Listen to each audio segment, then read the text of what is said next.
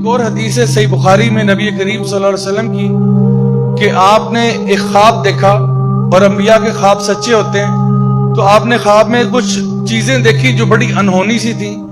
آپ نے دیکھا کہ دو شخص ہیں اور آپ کو قیامت کا منظر دکھا گیا۔ ایک شخص جو ہے وہ دوسرا زمین پہ لیٹا ہوا ہے، اور ایک شخص بڑا سا پتھر لے کے اس کے سر کے اوپر مارتا ہے، اس کا سر جو ہے نا کچل دیا جاتا ہے۔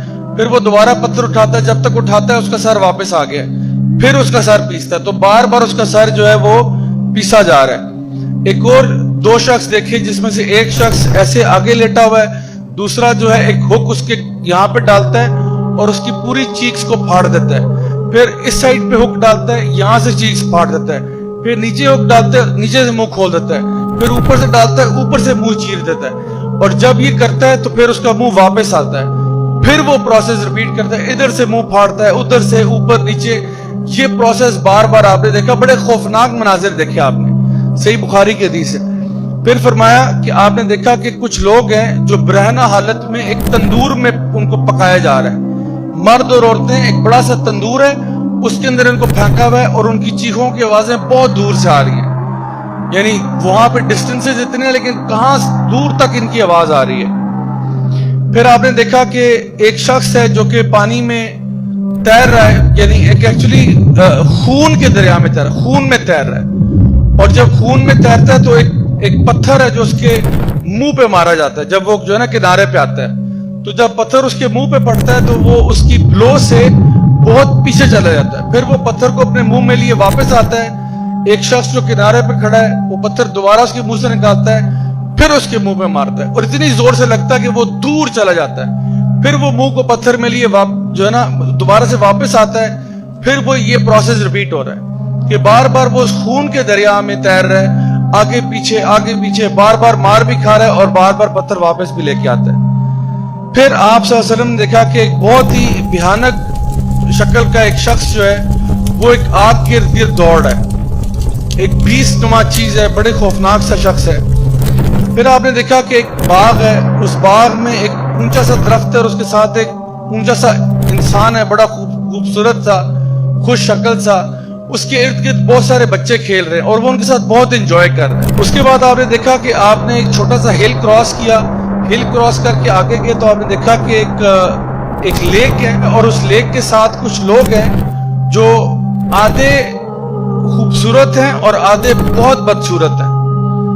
تو وہ جب لیک میں جاتے ہیں، ڈبکی لگا کے باہر آتے ہیں تو وہ پورے خوبصورت ہو جاتے ہیں، یعنی انہوں نے وہ شخص دیکھے، بہت سارے لوگ کھڑے ہیں جو ان کا ایک سائڈ بہت خوبصورت ہے اور ایک سائڈ اتنی ہی بدصورت ہے۔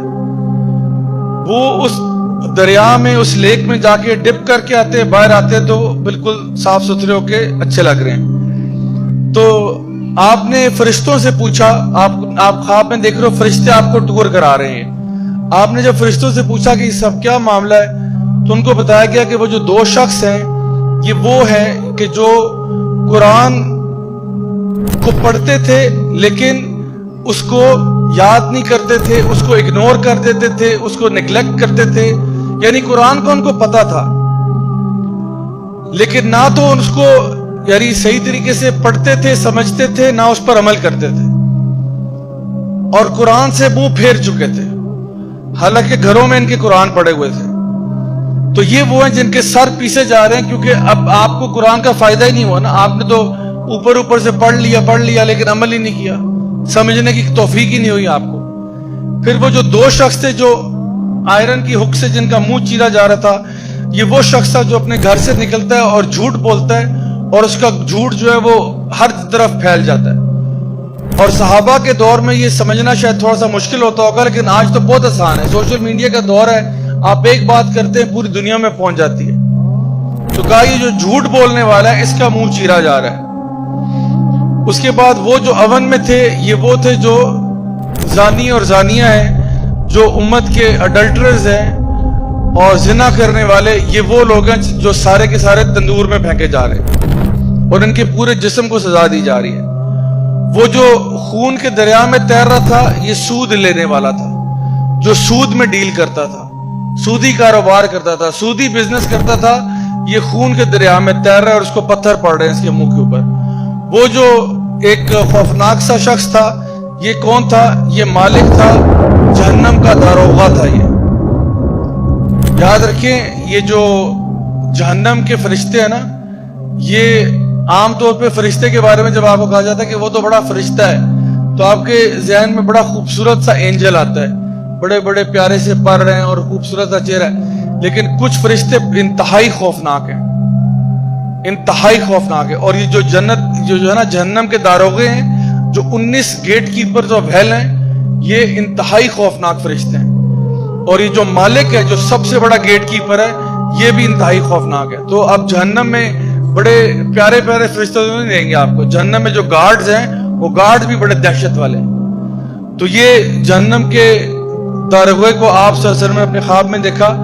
اور وہ جو لمبا سا شخص تھا درخت کے پاس بچوں کے ساتھ کھیل رہا تھا، یہ ابراہیم علیہ السلام تھے. اور یہ ان بچوں کے ساتھ کھیلے تھے جو فطرت پر مر جاتے ہیں، یعنی بالغ ہونے سے پہلے پہلے بیچارے 2 سال 3 سال 4 سال کے بچے کا انتقال ہو گیا، تو یہ ان کے ساتھ جنت میں کھیل رہے ہیں. اور وہ لوگ جو آدھے خوبصورت اور آدھے بدصورت تھے، یہ وہ لوگ ہیں جو اچھے کام بھی کرتے تھے لیکن برے کام بھی کرتے تھے، برابر برابر.